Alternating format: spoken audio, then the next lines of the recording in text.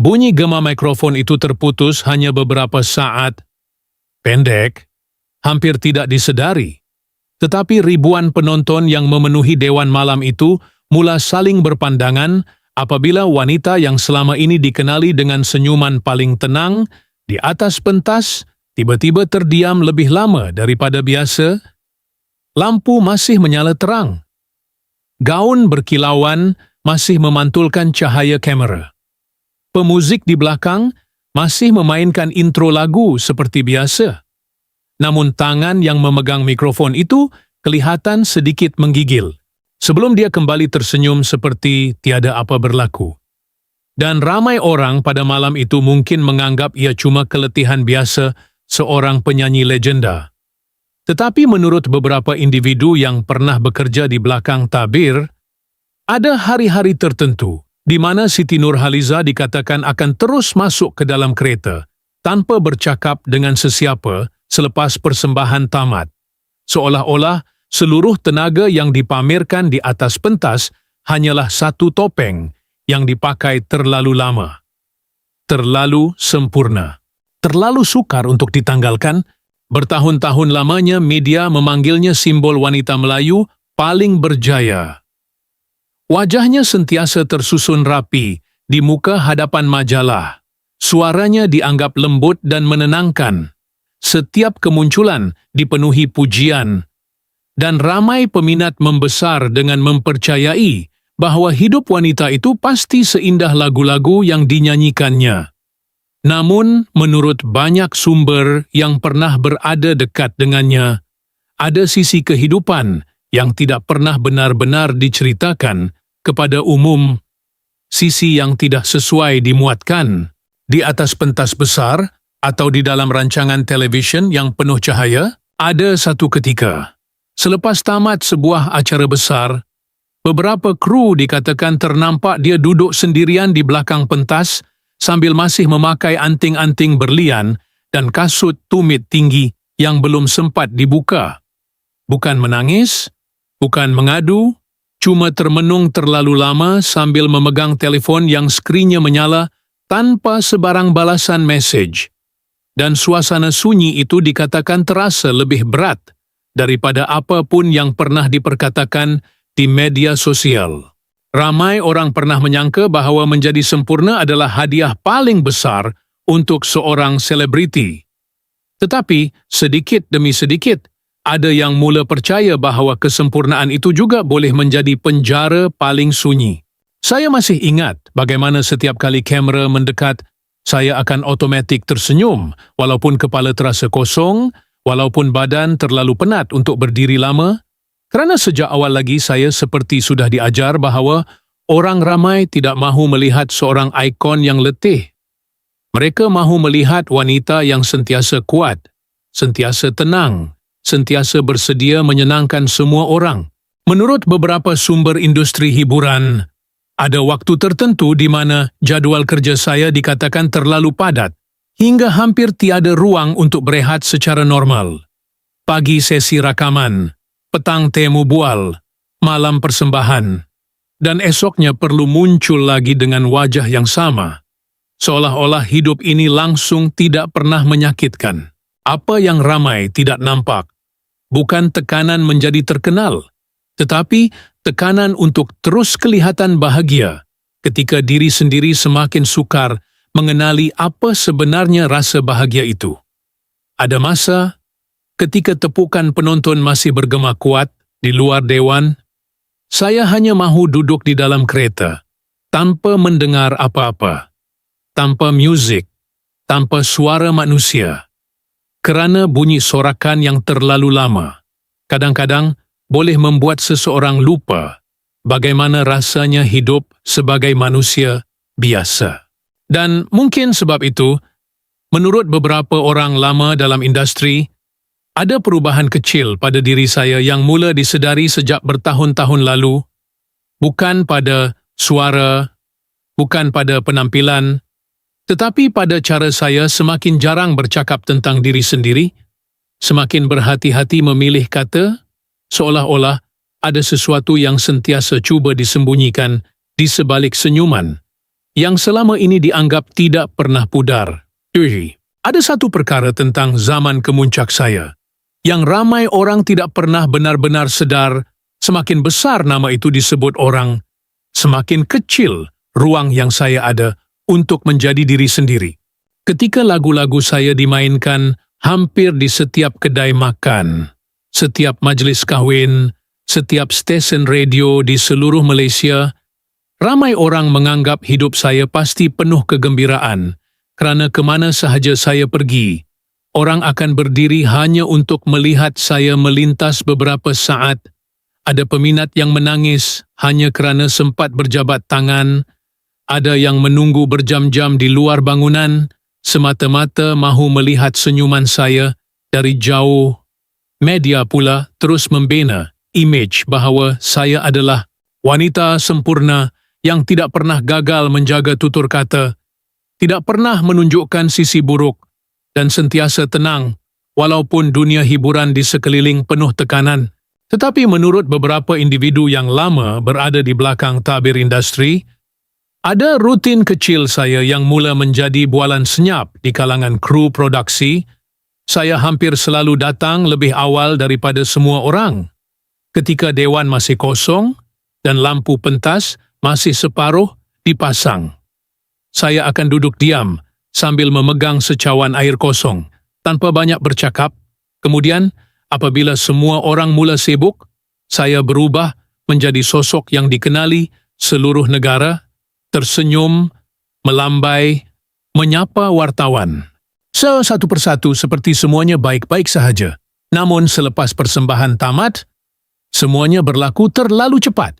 Menurut beberapa kru lama, saya dikatakan jarang berada lama di belakang pentas untuk meraihkan kejayaan seperti artis lain. Sebaik sahaja kamera berhenti merakam, saya akan terus menukar pakaian dengan pantas, membuka aksesori sambil berdiri, kemudian hilang dari lokasi tanpa banyak berbual. Seolah-olah tubuh itu hanya dipinjamkan sebentar untuk memenuhi harapan orang ramai sebelum kembali mengasingkan diri semula. Ada yang pernah berkata mereka jarang melihat saya makan bersama kru walaupun acara berlangsung berjam-jam. Makanan catering masih penuh di atas meja, gelak ketawa masih kedengaran, tetapi saya selalunya sudah tiada di situ. Waktu itu ramai orang menyangka saya mungkin terlalu profesional, terlalu menjaga disiplin, tetapi menurut beberapa orang yang rapat dengan dunia hiburan ketika itu, ada sesuatu yang kelihatan pelik pada cara saya menjaga jarak dengan semua suasana meraihkan kejayaan itu, seolah-olah saya sentiasa hadir, tetapi tidak pernah benar-benar menjadi sebahagian daripada tempat tersebut. Saya masih ingat bagaimana setiap kali selesai menyanyi, bunyi tepukan gemuruh itu akan terus tinggal di dalam kepala. Walaupun saya sudah duduk sendirian di dalam kereta, kadang-kadang pemandu hanya memandu perlahan, tanpa bercakap apa-apa, kerana dia tahu saya terlalu penat untuk berbual.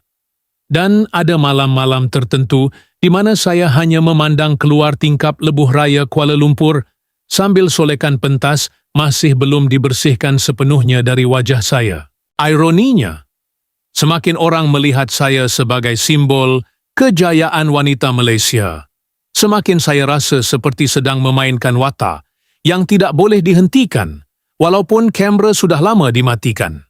Banyak orang mengenali suara saya, mengenali senyuman saya, mengenali cara saya melambai di atas pentas, tetapi sangat sedikit yang tahu bagaimana rasanya berjalan masuk ke sebuah acara besar dengan puluhan kamera menunggu sambil dalam hati sendiri sudah terlalu letih untuk berpura-pura semuanya baik-baik sahaja.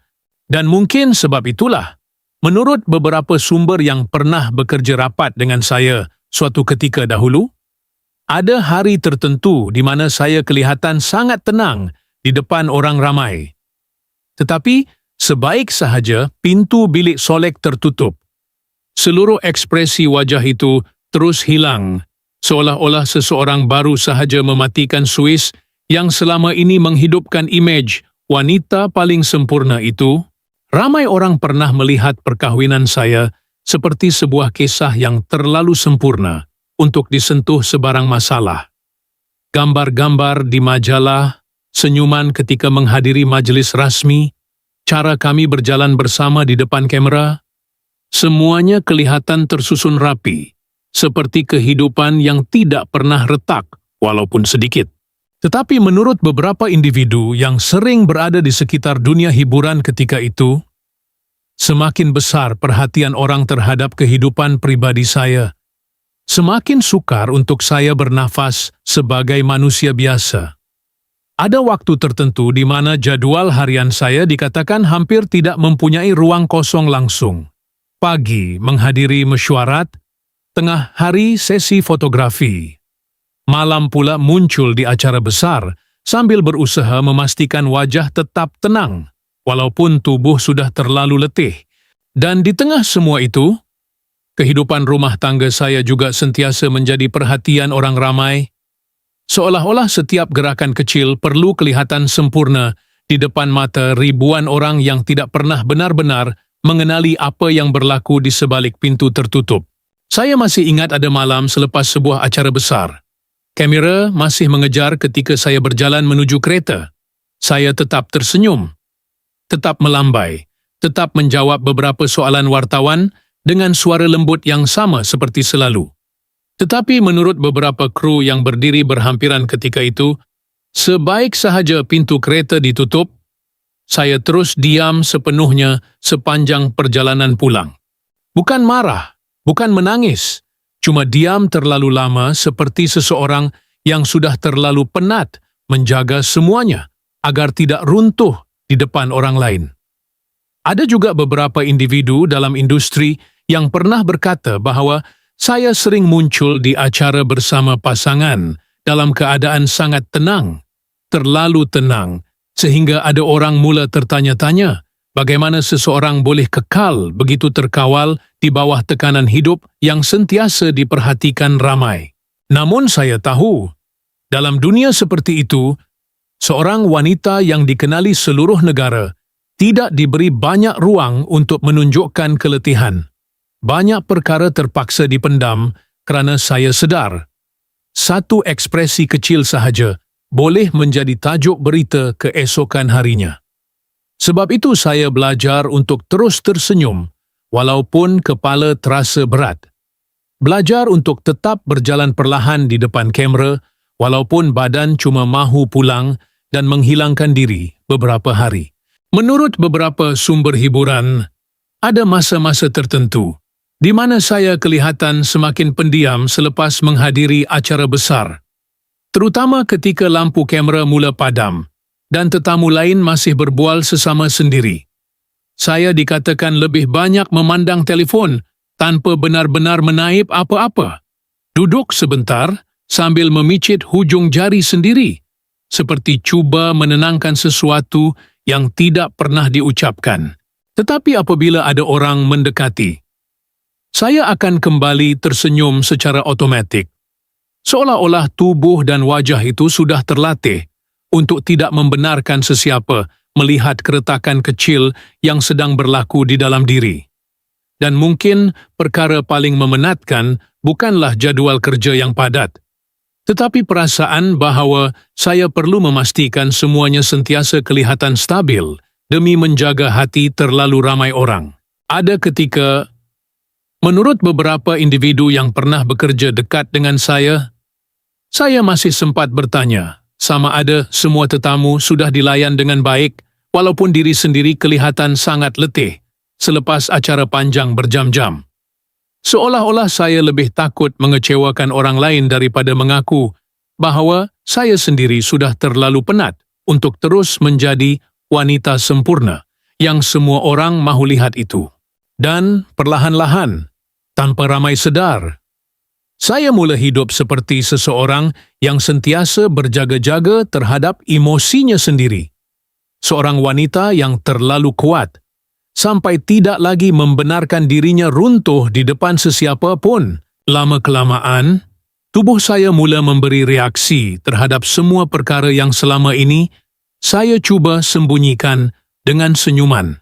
Bukan sesuatu yang dramatik, seperti yang selalu dibayangkan orang apabila mendengar kisah selebriti terkenal, tetapi lebih kepada keletihan kecil yang terkumpul terlalu lama, sehingga akhirnya mula kelihatan pada perkara-perkara yang paling sederhana.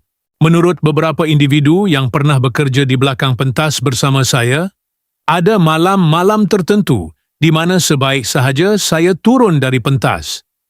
Perkara pertama yang saya lakukan bukan bercakap dengan sesiapa, tetapi terus membuka kasut tumit tinggi sambil berdiri di tepi tangga belakang pentas kerana kaki sudah terlalu sakit untuk bertahan lebih lama.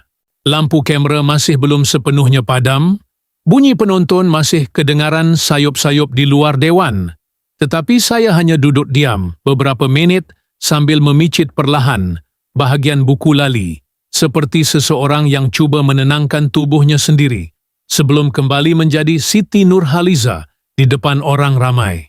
Ada juga kru yang pernah berkata, saya kadang-kadang akan duduk terlalu lama di dalam kereta sebelum pemandu mula bergerak meninggalkan lokasi acara. Enjin sudah dihidupkan? Jadual seterusnya sudah menunggu. Telefon di tangan pula tidak berhenti menerima mesej. Tetapi saya hanya memandang skrin itu tanpa menjawab sesiapa untuk beberapa ketika. Menurut beberapa orang yang rapat dengan suasana kerja saya pada waktu itu, perkara seperti itu mula berlaku semakin kerap apabila tekanan kerja menjadi terlalu padat dan kehidupan peribadi pula sentiasa diperhatikan orang luar. Ramai peminat melihat kemunculan saya di televisyen dan menganggap semuanya baik-baik sahaja kerana saya masih mampu tersenyum, masih mampu menyanyi dengan suara yang stabil, masih kelihatan elegan di atas pentas besar. Namun mereka tidak nampak bagaimana kadang-kadang saya hampir tidak tidur dengan betul sebelum perlu bangun semula menghadiri sesi latihan seawal pagi. Ada hari tertentu di mana solekan tebal dan pencahayaan pentas membuatkan saya kelihatan segar. Sedangkan menurut beberapa staf produksi, saya sebenarnya sudah terlalu letih beberapa jam sebelum acara bermula. Tetapi saya tetap muncul seperti biasa, kerana saya tahu terlalu ramai orang bergantung pada imej itu, terlalu ramai yang mahu melihat saya terus kuat. Dan mungkin itulah bahagian paling sunyi tentang menjadi terkenal, orang mengenali wajah kita di mana-mana. Tetapi sangat sedikit yang benar-benar tahu bagaimana rasanya hidup tanpa ruang untuk menjadi lemah. Saya masih ingat ada malam selepas tamat persembahan besar. Semua orang di belakang pentas sibuk meraihkan kejayaan acara sambil mengambil gambar dan berbual sesama sendiri. Tetapi saya cuma duduk di satu sudut sambil memegang telefon tanpa benar-benar membaca mesej yang masuk. Bukan kerana tiada siapa peduli, tetapi kerana kadang-kadang saya sendiri tidak tahu bagaimana mahu menjelaskan rasa penat yang semakin menumpuk dari hari ke hari itu. Menurut beberapa sumber industri hiburan, ada waktu tertentu di mana saya mula kelihatan semakin pendiam sebelum naik ke pentas. Bukan kerana marah atau sombong seperti yang pernah didakwa sesetengah pihak, tetapi mungkin kerana terlalu banyak perkara sedang bermain di dalam kepala pada masa yang sama. Jadual yang tidak pernah berhenti. Harapan orang ramai yang terlalu tinggi, kehidupan pribadi yang sentiasa menjadi perhatian, semuanya perlahan-lahan menjadikan rehat terasa seperti sesuatu yang mewah. Dan apa yang paling pelik, semakin tubuh saya memberi isyarat bahawa ia sudah penat, semakin saya cuba memastikan tiada siapa menyedarinya. Sebab dalam dunia hiburan yang penuh lampu dan kamera itu, seorang wanita yang dianggap simbol kekuatan tidak pernah benar-benar diajar bagaimana untuk mengaku bahawa dirinya juga manusia biasa yang boleh letih, boleh kosong dan boleh merasa sunyi walaupun namanya sentiasa disebut di mana-mana. Ada perkara tertentu yang saya tidak pernah benar-benar ceritakan di televisyen. Bukan kerana ia terlalu besar untuk dikongsi, tetapi kerana saya sendiri tidak tahu bagaimana mahu menerangkan rasa letih yang datang perlahan-lahan selepas bertahun-tahun hidup sebagai simbol kepada terlalu ramai orang. Menjadi Siti Nurhaliza bukan sekadar menyanyi atau muncul di atas pentas. Lama-kelamaan ia berubah menjadi satu imej yang perlu dijaga setiap masa. Setiap perkataan diperhatikan, setiap ekspresi wajah dianalisis, dan setiap kali saya keluar di khalayak ramai, ada harapan bahawa saya mesti sentiasa lembut, sentiasa sabar, sentiasa kelihatan tenang, walaupun hati sendiri sudah terlalu penat. Ada hari-hari tertentu, saya hanya mahu diam tanpa bercakap dengan sesiapa. Tetapi telefon tetap berbunyi sejak awal pagi. Jadual tetap berjalan seperti biasa. Dan ramai orang masih percaya saya baik-baik sahaja, hanya kerana saya masih mampu tersenyum di depan kamera. Kadang-kadang perkara paling memenatkan bukan kerja itu sendiri, tetapi hakikat bahawa saya tidak dibenarkan untuk kelihatan letih. Menurut beberapa orang yang pernah bekerja rapat dengan saya hampir tidak pernah meninggikan suara, walaupun berada di bawah tekanan besar. Bukan kerana saya tidak pernah marah, tetapi kerana saya terlalu takut mengecewakan imej yang sudah dibina terlalu lama. Saya belajar sejak awal bahawa seorang wanita yang dipanggil ikon negara tidak mempunyai banyak ruang untuk menunjukkan kelemahan. Kalau saya diam terlalu lama, orang mula bertanya, sama ada saya ada masalah. Kalau wajah saya nampak penat sedikit, mula keluar pelbagai spekulasi. Kalau saya menghilang beberapa hari, ramai yang tertanya-tanya kenapa. Jadi lama-kelamaan, saya terus muncul walaupun tubuh dan fikiran sudah meminta rehat. Saya masih ingat ada satu ketika, selepas selesai sebuah acara besar, seseorang menegur saya sambil berkata, saya kelihatan masih cantik seperti dulu. Dan saya hanya tersenyum kecil, walaupun dalam hati saya tiba-tiba terasa sangat sunyi. Kerana semakin usia bergerak, semakin saya sedar bahawa dunia hiburan kadang-kadang tidak benar-benar memberi ruang kepada seorang wanita untuk menua secara normal di depan umum. Menurut beberapa sumber industri, ada masa tertentu di mana saya mula menjadi terlalu berhati-hati dengan penampilan sendiri. Bukan kerana terlalu obses terhadap kecantikan, tetapi kerana takut mengecewakan orang yang sudah terlalu lama melihat saya sebagai lambang kesempurnaan. Dan perkara seperti itu perlahan-lahan boleh memenatkan seseorang tanpa disedari sesiapa. Ada malam-malam tertentu, saya pulang ke rumah selepas seharian tersenyum untuk kamera, kemudian duduk diam di ruang makan sambil masih memakai pakaian acara kerana terlalu letih untuk bergerak. Telefon masih menerima jemputan, mesej kerja masih masuk tanpa henti, dan saya cuma memandang skrin itu lama-lama tanpa membalas apa-apa. Bukan kerana tidak bersyukur, tetapi kerana ada ketika saya benar-benar mahu hidup beberapa jam tanpa perlu menjadi sesiapa. Menurut beberapa individu yang pernah berada dekat dengan saya dikatakan sering cuba memastikan semua orang di sekeliling rasa selesa walaupun diri sendiri sedang kehabisan tenaga. Saya akan tetap bertanya sama ada kru sudah makan, sama ada acara berjalan lancar, sama ada semua orang okey, sedangkan sangat jarang saya bertanya kepada diri sendiri perkara yang sama. Dan mungkin itulah perkara yang tidak pernah benar-benar saya katakan dalam mana-mana temu bual televisyen selama ini. Kadang-kadang, menjadi terlalu kuat untuk terlalu lama boleh membuat seseorang lupa bagaimana caranya untuk berehat sebagai manusia biasa, sehingga akhirnya dia hanya terus berjalan, terus tersenyum, terus memenuhi harapan orang. Walaupun jauh di dalam dirinya, dia sudah terlalu lama ingin berhenti sekejap dan hanya hidup tanpa perlu menjadi simbol kepada sesiapa pun. Perubahan itu sebenarnya tidak pernah berlaku secara besar-besaran sehingga menjadi tajuk utama media. Tiada skandal, tiada pengumuman mengejut, tiada tangisan dramatik di depan kamera. Semuanya berlaku perlahan-lahan, terlalu perlahan, sampai ramai orang hampir tidak menyedarinya. Menurut beberapa peminat lama yang mengikuti perjalanan Siti Nurhaliza sejak awal kemunculannya, ada sesuatu yang mula terasa berbeza apabila melihat dirinya beberapa tahun kebelakangan itu. Dia masih tersenyum, masih hadir di acara penting, masih bercakap dengan nada lembut yang sama. Tetapi senyuman itu dikatakan semakin singkat. Ketawanya tidak lagi sepanjang dulu, dan matanya kadang-kadang kelihatan seperti sedang memikirkan sesuatu yang jauh dari tempat dia berdiri.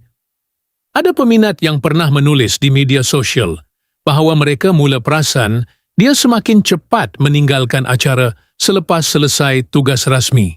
Dahulu dia sering meluangkan sedikit masa, menyapa orang di belakang, pentas atau bergambar lebih lama dengan kru produksi.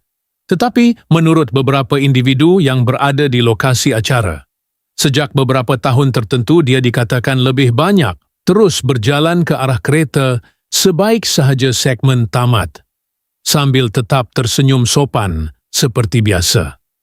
Dan kerana semuanya dilakukan dengan sangat tenang, ramai orang hanya menganggap dia mungkin penat bekerja. Wartawan hiburan pula masih menulis tentang penampilannya yang elegan, masih memuji caranya menjaga imej dengan baik, walaupun usia semakin bertambah. Namun di sebalik semua pujian itu, beberapa orang pemerhati lama industri mula menyedari bahawa wanita yang suatu ketika dahulu kelihatan begitu hadir di tengah keramaian kini, seperti semakin jauh walaupun berdiri tepat di depan semua orang. Menurut seorang kru produksi yang pernah bekerja dalam beberapa acara besar bersamanya, ada waktu tertentu di mana dia akan duduk diam di kerusi solek sambil memandang kosong ke arah cermin, walaupun juru solek sedang bercakap dengannya. Bukan bersikap sombong, bukan tidak mendengar, cuma seperti terlalu tenggelam dalam fikirannya sendiri. Kadang-kadang apabila namanya dipanggil untuk naik ke pentas, dia akan terus berubah menjadi figura yang dikenali seluruh negara. Dalam beberapa saat sahaja, senyumannya kembali, suaranya kembali stabil, langkahnya kembali yakin. Tetapi sebaik turun dari pentas, seluruh tenaga itu seolah-olah hilang perlahan-lahan. Ada juga beberapa penonton televisyen yang pernah berkata mereka mula merasakan sesuatu yang sukar dijelaskan ketika melihat wawancara terbarunya. Bukan kerana apa yang dikatakannya, tetapi kerana ada jeda-jeda kecil sebelum dia menjawab soalan. Ada senyuman yang berhenti terlalu cepat. Ada pandangan mata yang seperti terlalu letih untuk terus berpura-pura semuanya baik. Namun kerana dia sentiasa menjaga kata-kata dengan baik, tidak pernah mengeluh secara terbuka, ramai orang memilih untuk percaya bahawa itu cuma keletihan biasa seorang artis yang terlalu sibuk. Dan mungkin itu yang paling menyedihkan tentang kesunyian seorang figura terkenal. Apabila seseorang terlalu pandai menyembunyikan rasa letihnya, orang akhirnya tidak lagi tahu bagaimana mahu melihat bahawa dia sebenarnya sedang perlahan-lahan menjauh dari dunia di sekelilingnya. Saya sendiri kadang-kadang tidak sedar sejak bila saya mula bercakap semakin sedikit. Ada hari tertentu, saya menghadiri satu acara penuh dengan ratusan orang berjabat tangan, tersenyum, bergambar, tetapi pulang ke rumah tanpa benar-benar mengingati satu pun perbualan yang berlaku malam itu. Seolah-olah tubuh saya hadir di situ, tetapi hati saya sudah lama berada di tempat lain yang tidak mampu dijelaskan kepada sesiapa. Dan menurut beberapa individu yang pernah berada dekat dengan saya dalam tempoh itu, ada saat-saat tertentu di mana saya kelihatan seperti seseorang yang sudah terlalu lama cuba menjadi kuat sendirian. Sehingga akhirnya kesunyian itu menjadi sebahagian daripada diri saya tanpa disedari ramai orang. Perlahan-lahan, tanpa perlu membuat sebarang pengumuman besar, saya mula menjauh daripada terlalu banyak bunyi. Bukan kerana membenci dunia yang pernah mengangkat nama saya, tetapi mungkin kerana ada tahap tertentu dalam hidup. Apabila seseorang mula sedar bahawa dirinya tidak lagi mampu terus hidup di tengah sorakan tanpa kehilangan sesuatu di dalam hati sendiri, Menurut beberapa individu yang pernah bekerja bersama saya sejak bertahun-tahun dahulu, saya mula memilih acara dengan lebih berhati-hati. Tidak lagi terlalu lama berada dalam majlis yang terlalu sesak, dan semakin jarang muncul di tempat-tempat yang memerlukan saya bercakap terlalu banyak di depan kamera. Ada yang menyangka saya berubah menjadi lebih pendiam kerana usia. Ada juga yang beranggapan saya cuma mahu berehat selepas terlalu lama bekerja tanpa henti. Tetapi, menurut beberapa orang yang pernah melihat saya dari dekat, keletihan itu sebenarnya sudah lama berada di wajah saya. Cuma selama ini saya terlalu pandai menyembunyikannya. Saya masih ingat bagaimana ada hari tertentu sebelum keluar menuju kereta, saya akan berdiri beberapa saat di depan cermin kecil sambil membetulkan selendang perlahan-lahan walaupun semuanya sebenarnya sudah kemas. Bukan kerana mahu nampak sempurna, tetapi kerana saya perlukan beberapa saat itu untuk menenangkan diri sebelum berhadapan dengan orang ramai lagi sekali. Kadang-kadang pembantu saya bercakap tentang jadual esok atau acara minggu depan, dan saya cuma mengangguk perlahan tanpa benar-benar mendengar keseluruhan ayatnya. Bukan sengaja mengabaikan, cuma kepala saya terasa terlalu penuh untuk memikirkan terlalu banyak perkara dalam satu masa. Menurut beberapa kru lama, ada perubahan kecil yang semakin ketara apabila saya berada di tempat awam. Dahulu saya sering kelihatan lebih hidup ketika berinteraksi dengan peminat, tetapi sekarang saya dikatakan lebih banyak memandang ke arah orang ramai tanpa benar-benar fokus kepada sesiapa. Seolah-olah mata itu melihat semuanya, tetapi hati sudah terlalu jauh untuk benar-benar berada di situ. Dan mungkin itulah perkara yang paling sukar dijelaskan kepada orang luar. Kadang-kadang seseorang boleh kelihatan sangat tenang di depan semua orang, sedangkan di dalam dirinya sendiri dia sedang berusaha keras untuk tidak runtuh perlahan-lahan. Saya mula lebih banyak menghabiskan masa di rumah. Bukan untuk melarikan diri, tetapi kerana hanya di situ saya tidak perlu menjadi sesiapa selain diri sendiri. Tidak perlu menjaga intonasi suara, tidak perlu memastikan senyuman sentiasa tepat, tidak perlu memikirkan bagaimana setiap perkataan akan ditafsir orang lain. Ada malam tertentu, saya hanya duduk diam bersama keluarga, tanpa televisyen terpasang, tanpa muzik, tanpa telefon di tangan, dan untuk pertama kali selepas sekian lama, suasana sunyi itu terasa lebih melegakan daripada tepukan ribuan manusia di dalam dewan besar. Menurut beberapa sumber media hiburan, saya juga semakin jarang memberi penjelasan terhadap perkara-perkara yang diperkatakan tentang diri saya. Bukan kerana tidak peduli, tetapi mungkin kerana saya sudah terlalu letih untuk memastikan semua orang memahami keadaan sebenar saya. Ada ketika, orang terus membuat andaian hanya kerana saya kelihatan lebih diam daripada biasa. Tetapi, saya memilih untuk membiarkan semuanya berlalu tanpa menjawab satu persatu. Kerana semakin lama saya hidup dalam dunia ini, semakin saya sedar bahawa tidak semua perkara perlu diterangkan kepada orang ramai dan jauh di dalam diri. Mungkin saya cuma seorang wanita yang sedang cuba memegang sisa tenangnya sendiri sebaik mungkin, sambil berharap tiada siapa benar-benar nampak betapa letihnya hati itu selepas bertahun-tahun menjadi simbol kekuatan untuk terlalu ramai orang. Menjelang penghujung malam, lampu-lampu kota Kuala Lumpur masih terus menyala seperti biasa. Jalan raya masih dipenuhi kenderaan yang bergerak tanpa benar-benar peduli siapa sedang bahagia atau siapa sedang terlalu penat untuk terus berpura-pura kuat. Dan di suatu tempat yang jauh daripada pentas besar, jauh daripada sorakan peminat, jauh daripada kamera dan lampu kilat media, hidup terus berjalan perlahan seperti hari-hari sebelumnya. Menurut beberapa individu yang pernah berada dekat dengan Siti Nurhaliza sejak bertahun-tahun dahulu, dia kini kelihatan lebih tenang apabila memilih untuk tidak menjelaskan semuanya kepada dunia luar. Kadang-kadang dia masih muncul di khalayak ramai dengan senyuman yang sama, dikenali ramai orang, masih bercakap lembut seperti dulu. Masih berjalan perlahan sambil melambai kepada peminat yang memanggil namanya dari jauh. Tetapi, ada sesuatu pada caranya memandang sekeliling yang terasa lebih sunyi daripada tahun-tahun sebelumnya.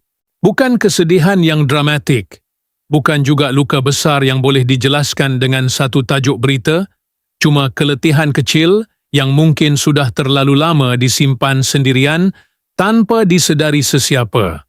Ada malam tertentu, selepas tamat sebuah acara, beberapa kru dikatakan ternampak dia duduk sebentar di dalam kereta tanpa membuka telefon langsung, walaupun skrin berkali-kali menyala menerima mesej baru. Pemandu hanya menunggu dalam diam. Bunyi penghawa dingin perlahan memenuhi ruang sempit itu, dan dia cuma memandang ke arah tingkap gelap di luar, seolah-olah sedang mencari sesuatu yang tidak pernah benar-benar hilang, tetapi juga tidak pernah kembali sepenuhnya. Namun hidup tidak pernah berhenti, hanya kerana seseorang sedang letih. Dekat tengah malam, di sebuah kedai serbaneka yang masih dibuka di pinggir kota, seorang pekerja muda berdiri di depan rak minuman sambil menukar tanda harga yang sudah sengit sedikit terkena air hujan. Radio kecil di belakang kaunter memainkan lagu lama dengan suara yang hampir tenggelam oleh bunyi peti sejuk minuman yang berdengung perlahan. Di luar, lampu-lampu kereta terus bergerak membelah jalan yang masih basah selepas hujan renyai petang tadi. Seorang penghantar makanan berhenti sebentar untuk memeriksa alamat di telefonnya. Dan di hujung tempat parkir, skrin telefon seseorang tiba-tiba menyala beberapa saat sebelum kembali gelap. Tidak ada siapa bercakap tentang kehidupan yang sempurna malam itu. Tidak ada siapa cuba menjelaskan apa sebenarnya yang dirasakan oleh seorang wanita yang sudah terlalu lama hidup di bawah perhatian ramai. Kota itu cuma terus bergerak seperti biasa. Sementara di suatu sudut yang tidak diketahui sesiapa, mungkin ada orang yang sudah terlalu terbiasa tersenyum di depan dunia. Sampai akhirnya, tiada siapa lagi benar-benar bertanya. Sama ada senyuman itu masih datang dari hati,